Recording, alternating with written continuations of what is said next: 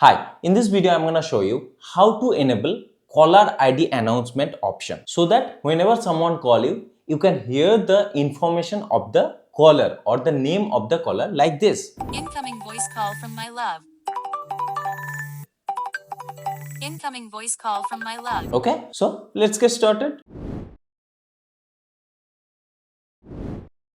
So on your Android phone, you can see this app phone or phone by Google on your home page.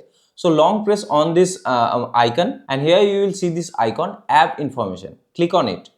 So now scroll down to the bottom and here you will see app details. Click on it. Here you can see the app on your Google Play Store. Okay. So if your app is not up to date, then first update this app from here. Okay. But in my case, the app is up to date. So I will click on open and open the app.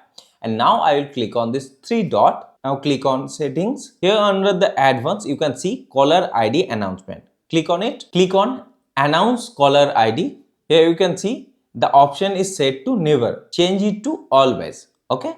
So now if someone calls you, you can hear the information of the caller or the name of the caller like this. Incoming voice call from my love.